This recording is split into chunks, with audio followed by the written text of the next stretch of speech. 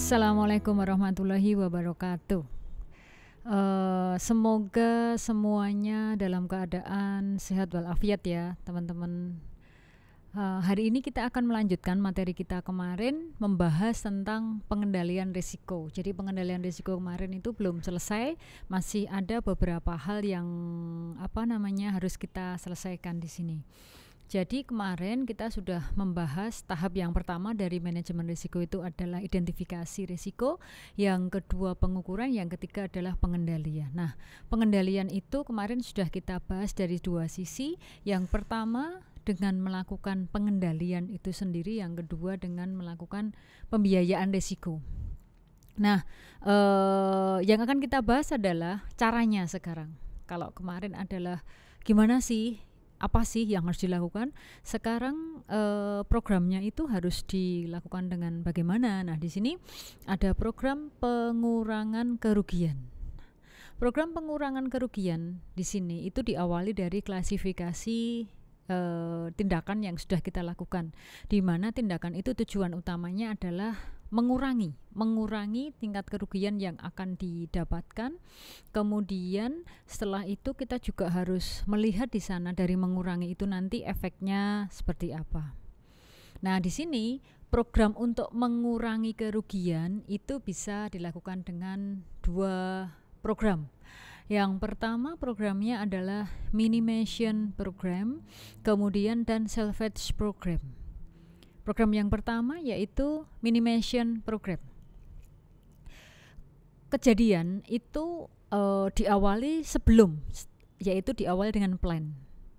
Kemudian berjalan, kemudian program itu atau kejadian itu berakhir. Ketika kita membuat suatu plan dari sebuah aktivitas, kadang kita bisa melihat di sana bahwa aktivitas itu nanti akan berdampak merugikan. Contohnya misalnya seorang petani ketika bercocok tanam pasti sudah mengalokasikan di sana dua hal, yaitu gagal panen atau panennya nanti berhasil, kan gitu. Nah, ketika gagal panen, faktor-faktor apa yang mempengaruhi di sana? Oh, ternyata cuaca. Yang kedua kondisi geografis. Yang ketiga karena adanya faktor eksternal di luar kendali. Contohnya bencana alam, hujan terus menerus diantaranya dari bencana alam itu, atau karena adanya pandemi itu tidak hanya corona, tapi bisa juga di sana terjadinya panen massal tikus yang menyerang, hama yang menyerang. Nah, itu adalah hal-hal yang bisa kita prediksikan sebelum. Nah, minimization program ini yang dimaksudkan adalah program yang dikerjakan sebelum kerugian itu terjadi, sehingga nanti kita sudah ada preventif atau membatasi. Contohnya apa? Perusahaan pasti di sana ketika melakukan produksinya, baik perusahaan industri manufacturing, perusahaan dagang, perusahaan jasa, di sana tidak bisa lepas dari hal yang namanya kebakaran. Kebakaran bisa terjadi setiap saat apapun kondisinya, walaupun perusahaan sudah preventif. Nah, di sana untuk mengurangi kerugian dampak dari kebakaran yang dilakukan apa? Perusahaan di sana memasang atau sudah menyiapkan tabung pemadam kebakaran, walaupun di sana tabungnya itu kecil. Ketika tabung pemadam kebakaran di sana dirasa tidak mencukupi, berarti perusahaan harus menyediakan tabung yang lebih besar.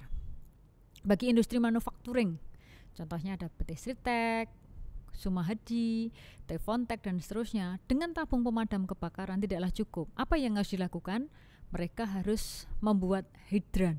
Nah, hidran itu tadi fungsinya apa? Ketika nanti di sana sedang terjadi proses produksi, karena mereka memproduksi massal dalam jumlah yang banyak, sehingga ketika benar-benar sampai terjadi kebakaran, langsung air bisa dialirkan ke gedung-gedung, gudang-gudang atau di lokasi produksi yang sedang terjadi kebakaran, sehingga kebakarannya bisa dikendalikan. Akhirnya kerugian tidak full ditanggung, tapi bisa diminimisir. Nah, itulah yang dikatakan sebagai minimization salvage atau minimization program.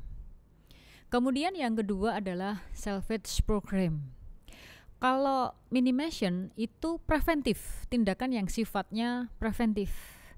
Tapi kalau salvage program sifatnya adalah setelah kejadian terjadi. Contohnya misalnya yang publik pasti tahu itu adalah tragedi tenggelamnya kapal Titanic. Nah, kapal sudah tenggelam, padahal di depan sudah diantisipasi. Kata sang arsitektur, kapal termewah, terkuat sepanjang abad kan gitu. Tapi kenyataannya tidak, ketika baru berlayar belum full di sana seperti yang sudah direncanakan, sudah menabrak karang batu, bocor, tenggelam kan gitu. Nah, tenggelamnya kapal Titanic bukan berarti tenggelam sudah selesai, tidak. Masih bisa dilakukan tindakan untuk meminimalisir kerugian, yaitu dengan apa? Salvage program, yaitu menyelamatkan barang-barang yang masih bisa diselamatkan. Contohnya Titanic itu mengangkut barang-barang yang dibawa oleh para pelancong di laut, di mana kala itu rata-rata sebagian besar para pelancong itu adalah mereka orang-orang yang ketika berlayar membawa harta bendanya. Nah, sehingga harta-harta benda dan lain sebagainya yang ada di kapal Titanic itu bisa diambil, diselamatkan. Dan memang akhirnya benar-benar ada yang bisa diambil dari kapal Titanic itu. Nah, itu yang dikatakan di sini sebagai salvage. Berarti perbedaan antara minimation program dan salvage program itu adalah kalau minimation sebelum terjadi, sementara salvage program setelah terjadi. Nah, di sini untuk teknik pengendalian kerugian itu harus kita pilih tekniknya. Kalau tadi programnya, sekarang tekniknya. Teknik untuk meminimisir kerugian itu ada dua. Yang pertama adalah engineering approach, yang kedua human relation approach. Yang pertama yang dikatakan sebagai engineering approach atau pendekatan engineering itu adalah dengan teknik yang kita lakukan itu mencari ini kira-kira nanti akan terbakar. Yang menyebabkan barang terbakar itu apa? Barang-barang yang mudah hangus, barang-barang yang sangat rentan dengan panas, barang-barang yang di sana sangat rentan dengan aliran listrik. Nah, itu yang dikatakan di sana sebagai pendekatan engineering. Mencari sebab-sebab secara fiskal dan mechanical. Jadi artinya apa? Program harus melakukan maintenance di setiap bagian di perusahaannya secara berkala, terus-terusan. Kabel dicek, mobil juga diservis, mesin diservis. Ketika di sana adalah jasa, alat yang dipakai utama di sana misalnya PC-nya harus selalu diupdate, harus selalu dibersihkan dari virus. Sama juga dengan perbankan, IT-nya bagaimana, diperbaiki terus. Nah, itu yang dikatakan di sana engineering approach, yaitu pendekatan dengan menggunakan sistem yang sifatnya di sana mechanical atau fiskalnya.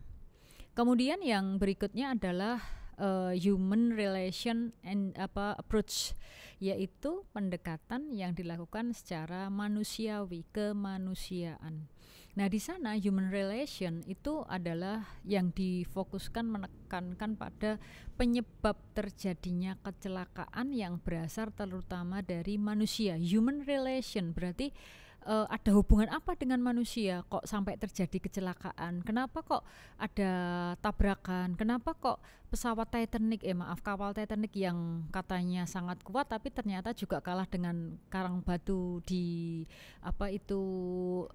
tengah perairan, ternyata karang batunya dari es. Nah, itu berarti di sana ada kontribusi yang diberikan oleh manusia yang mengakibatkan kenapa di sana terjadi kerusakan. Nah, kerusakan itulah yang harus kita ketahui.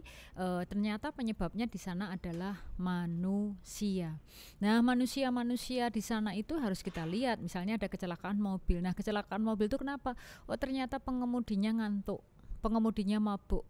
Kenapa di sana kok banknya bisa dibobol? Oh, ternyata human error, manusianya di sana itu bisa dipengaruhi atau manusianya di sana sedang mengalami penurunan secara dari sisi spiritualnya, dari sisi etikanya. karena sudah tahu bahwa mencuri itu adalah hal yang dilarang oleh semua agama. Tapi kenapa dia mencuri, kenapa dia korupsi, kenapa dia melakukan tindakan-tindakan yang tidak beretika. Nah, di sanalah yang dikatakan pendekatan human relation. Artinya apa? Bahwa yang didekati itu adalah dari sisi kemanusiaannya. Demikian untuk melengkapi materi pengendalian risiko. Setelah ini kita akan lanjut ke materi pembiayaan risiko. Terima kasih. Assalamualaikum warahmatullahi wabarakatuh.